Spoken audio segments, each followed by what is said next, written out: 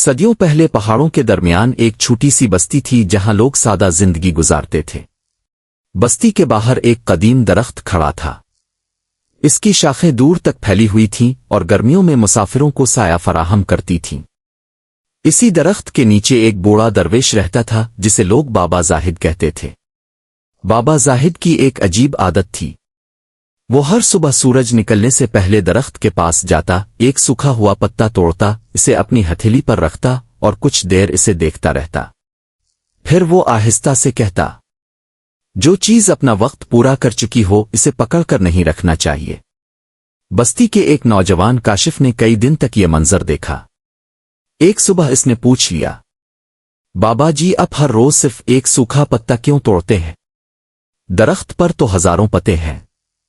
درویش مسکرایا، میں درخت سے پتا نہیں توڑتا، میں اپنے دل سے ایک بوجھ اتارتا ہوں۔ کاشف نے حیرت سے پوچھا، دل کا بوجھ؟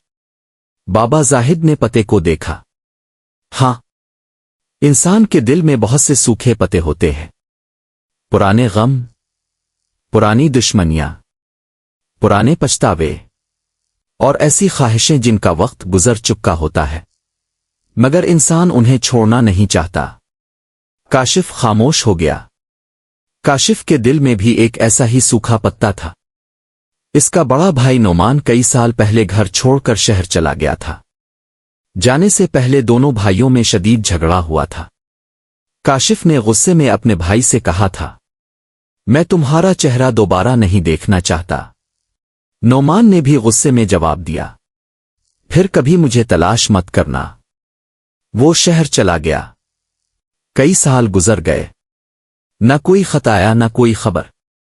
کاشف کے دل میں غصہ جم گیا۔ وہ اکثر کہتا، اس نے ہمیں چھوڑ دیا، مگر رات کو جب وہ اکیلا ہوتا تو اسے اپنے الفاظ یاد آتے۔ کبھی کبھی وہ سوچتا، اگر میں نے اس دن وہ بات نہ کہی ہوتی تو۔ پھر وہ اپنے آپ کو سمجھاتا، غلطی اس کی تھی۔ ایک دن کاشف نے بابا زاہد سے پوچھا، بابا جی کیا انسان کو ماضی بھول جانا چاہیے؟ درویش نے کہا، نہیں۔ کاشف حیران ہوا۔ پھر؟ ماضی کو بھولو نہیں، مگر اسے اپنے حال کا مالک بھی مت بناؤ۔ کاشف نے پوچھا، اگر کسی نے ہمیں تکلیف دی ہو، اسے معاف کرنے کی کوشش کرو، اگر دل نہ مانے۔ درویش نے درخت کی طرف اشارہ کیا، اس پتے کو دیکھو، یہ کبھی سبز تھا، درخت کا حصہ تھا، ہوا کے ساتھ جھومتا تھا، مگر اب اس کا وقت پورا ہو چکا ہے۔ اگر درخت اسے ہمیشہ پکڑے رکھے تو نئے پتے کہاں آئیں گے؟ کاشف نے پہلی بار اس بات کو دل سے محسوس کیا۔ اگلے دن بابا زاہد نے کاشف کو ایک سوکھا پتا دیا، اسے اپنے پاس رکھو۔ کاشف نے پوچھا، کیوں؟ جب بھی تمہیں اپنے بھائی پر غصہ آئے اسے دیکھنا۔ کاشف نے پتا اپنی جیب میں رکھ لیا۔ کئی دن گزر گئے۔ ایک شام اسے اپنے بھائی کی یاد آئی۔ اس نے جیب سے پتا نکالا۔ وہ پتا پہلے سے زیادہ خشک ہو چکا تھا۔ کاشف کو اچانک احساس ہوا، غصہ بھی اسی پتے کی طرح تھا۔ وہ اسے برسوں سے اپنے دل میں اٹھائے پھر رہا تھا، جبکہ وہ واقعہ بہت پہلے گزر چکا تھا۔ کچھ دن بعد بستی میں ایک مسافر آیا۔ وہ بہت کمزور تھا۔ اس نے پانی مانگا۔ کاشف نے اسے پانی دیا۔ مسافر نے پوچھا، کیا یہاں بابا زاہد رہتے ہیں؟ کاشف نے کہا، ہاں۔ کیوں؟ مسافر نے کہا، میں انہیں ایک پیغام دینے آیا ہوں۔ کاشف اسے درویش کے پاس لے گیا۔ مسافر نے ایک پرانا خط نکالا۔ یہ آپ کے لیے ہے۔ بابا زاہد نے خط کھولا، پڑھا، پھر کاشف کی طرف دیکھا۔ یہ تمہارے بھائی نعمان کا خط ہے۔ کاشف کے ہاتھ کانپنے لگے۔ وہ کہاں ہے؟ مسافر نے بتایا، وہ شہر میں بیمار ہے۔ کاشف کی آنکھوں میں آنسو آ گئے۔ وہ زندہ ہے؟ ہاں۔ اور اس نے مجھے خط کیوں بھیجا؟ مسافر نے کہا، اس نے کہا ہے کہ اگر ممکن ہو تو اپنے بھائی کو کہنا کہ وہ اسے معاف کر دے۔ کاشف کے اندر جیسے کچھ ٹوٹ گیا۔ وہ زمین پر بیٹھ گیا۔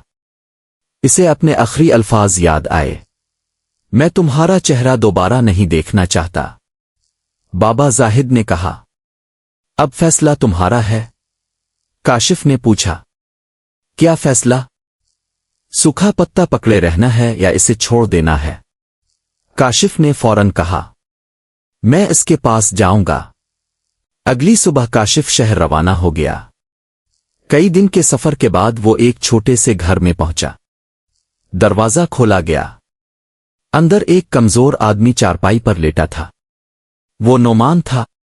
دونوں بھائی ایک دوسرے کو دیکھتے رہے۔ کئی سال کی خاموشی ان کے درمیان کھڑی تھی۔ نعمان نے آہستہ سے کہا، کاشف۔ کاشف کی آنکھوں سے آنسو بہنے لگے۔ وہ آگے بڑھا اور اپنے بھائی کو گلے لگا لیا۔ مجھے معاف کر دو۔ نعمان بھی رونے لگا۔ کاشف نے کہا، ہم دونوں نے ایک سوکھا پتا بہت دیر سے پکڑ رکھا تھا۔ نعمان حیران ہوا۔ کیا؟ کاشف نے اپنی جیب سے وہ سوکھا پتا نکالا جو بابا زاہد نے اسے دیا تھا۔ یہ؟ نعمان نے اسے دیکھا۔ کاشف نے کہا، میں آج اسے چھوڑنے آیا ہوں۔ اس نے پتا کھڑکی سے باہر ہوا میں چھوڑ دیا۔ پتا اڑتا ہوا دور چلا گیا۔ دونوں بھائی خاموشی سے اسے دیکھتے رہے۔ کاشف کئی دن اپنے بھائی کے ساتھ رہا۔ اس نے اس کی خدمت کی۔ کچھ عرصے بعد نعمان کی طبیعت بہتر ہونے لگی۔ وہ دونوں واپس بستی آئے۔ بابا زاہد درخت کے نیچے بیٹھے تھے۔ کاشف نے کہا، بابا جی میں سمجھ گیا۔ درویش نے مسکرا کر پوچھا، کیا؟ کاشف نے کہا، معافی کا مطلب یہ نہیں کہ جو ہوا وہ ٹھیک تھا۔ معافی کا مطلب یہ ہے کہ میں اس واقعے کو اپنی باقی زندگی خراب کرنے کی اجازت نہیں دوں گا۔ بابا زاہد کی آنکھوں میں خوشی آ گئی۔ اب تم نے سوکھے پتے کا راز سمجھ لیا۔ وقت گزرتا گیا۔ نعمان اور کاشف نے مل کر بستی میں ایک چھوٹا سا مسافر خانہ بنا دیا۔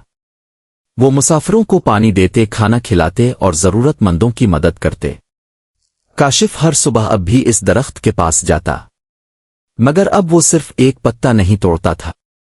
وہ درخت کے نیچے گرے ہوئے سوکھے پتوں کو جمع کرتا اور مٹی میں ڈال دیتا۔ ایک دن اس کے پوتے نے پوچھا، دادا جان آپ یہ سوکھے پتے کیوں جمع کرتے ہیں؟ کاشف نے کہا، کیونکہ بیٹا جو چیز مر چکی ہو اسے بھی نئی زندگی کا حصہ بنایا جا سکتا ہے۔ پوتے نے پوچھا، کیسے؟ کاشف نے مٹی کی طرف اشارہ کیا۔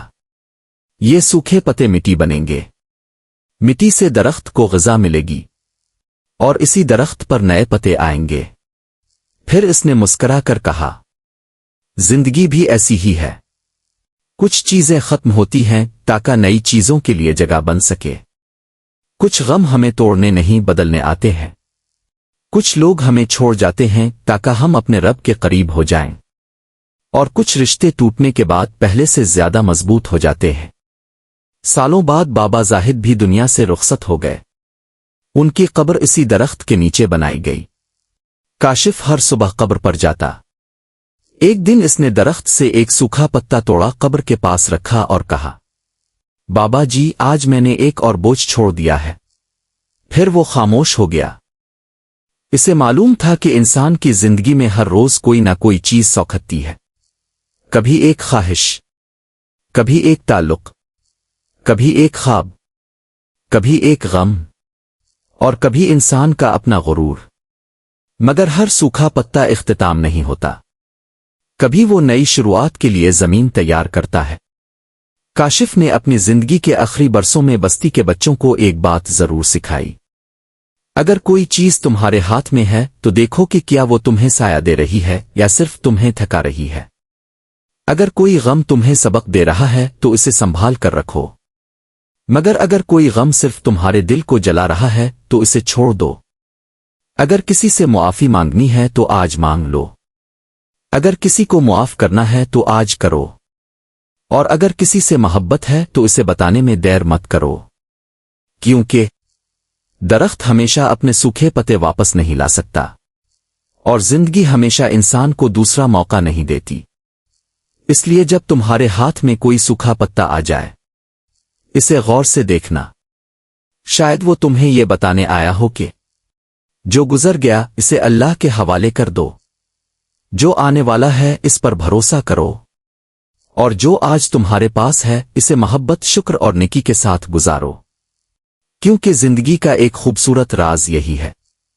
درخت کبھی سوکھے پتے سے نفرت نہیں کرتا، وہ اسے گرا دیتا ہے، مٹی کے حوالے کر دیتا ہے، اور پھر خاموشی سے نئے پتوں کا انتظار کرتا ہے۔ شاید انسان کو بھی یہی سیکھنا ہے، ہر چیز کو پکڑ کر رکھنا محبت نہیں، کبھی کبھی کسی چیز کو اللہ کے حوالے کر کے چھوڑ دینا ہی اصل سکون ہوتا ہے۔